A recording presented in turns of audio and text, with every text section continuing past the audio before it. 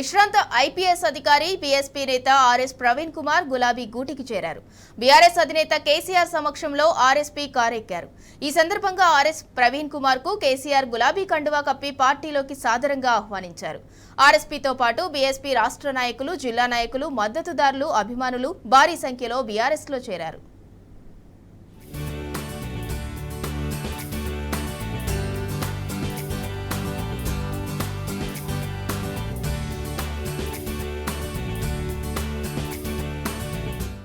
BRS అధినేత కేసీఆర్ తరహాలోనే నేను సైతం మడమ తప్పనని, మాటిస్తే కట్టుబడి ఉండాల్సిందేనని ఆర్ఎస్ ప్రవీణ్ కుమార్ అన్నారు.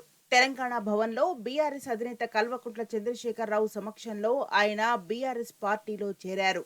ఆయనకు కేసీఆర్ గులాబీ కండువా కప్పి సాదరంగా పార్టీలోకి ఆహ్వానించారు. ప్రవీణ్ కుమార్ తో పాటు పలువురు బీఎస్పీ నేతలు కారెక్కారు. బలమైన తెలంగాణ వాదానికి బహుజనవాదం కలిస్తే బాగుంటుందని లోక్సభ ఎన్నికల కోసం పొత్తు కుదుర్చుకున్నట్లు ప్రవీణ్ కుమార్ తెలిపారు.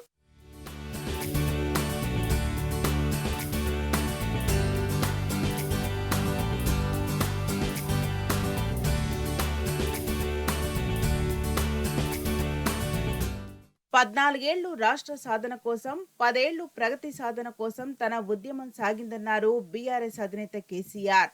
ఒకసారి కమిట్ అయినాక వెనక్కు రావద్దన్నారు. దళిత బంధు పొందిన కుటుంబాలు బాగుపడ్డాయని గుర్తు చేశారు. దళిత శక్తితో బహుజన శక్తి కలిసిపోవాలనే సిద్ధాంతం కోసం కాన్షీరాం పోరాటం చేసిందని కేసీఆర్ గుర్తు చేశారు. 20% ఉన్న దళితులు ఐక్యంగా నిలబడితే సాధించలేనిదేమీ లేదన్నారు కేసీఆర్. దేశానికే ఆదర్శంగా మన సచివాలయానికి డాక్టర్ బిఆర్ అంబేద్కర్ పేరు పెట్టినట్లు తెలిపారు. సాగునీటి ప్రాజెక్టుల నిర్మాణం ద్వారా రాష్ట్రంలో 3 కోట్ల టన్నులకు ధాన్యం ఉత్పత్తి చేరుకుందన్నారు. అగాధంలో ఉన్న తెలంగాణకు బీఆర్ఎస్ పాలనలో ధైర్యం వచ్చిందని పేర్కొన్నారు. కాంగ్రెస్ నమ్మక ద్రోహం ప్రజలకు అర్థమైతుందన్నారు బీఆర్ఎస్ అధినేత కేసీఆర్.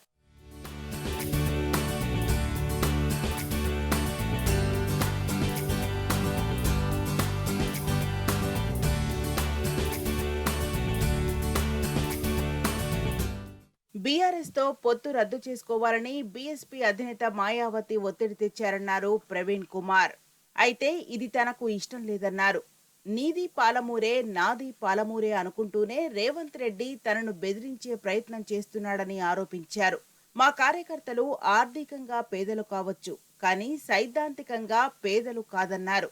నలుమూలలు తిరిగి బహుజన వాదాన్ని ప్రచారం చేస్తామని, వీళ్ళందరినీ రక్షించుకోవాలని విజ్ఞప్తి చేశారు.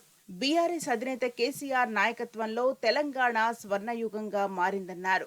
తెలంగాణ పునర్నిర్మాణంలో భాగస్వామ్యం అయ్యేందుకే బీఆర్ఎస్ లో చేరుతున్నట్లు ప్రకటించారు. మిత్రులారా, తెలంగాణ వాదం, బహుజన వాదం రెండు ఒకటే.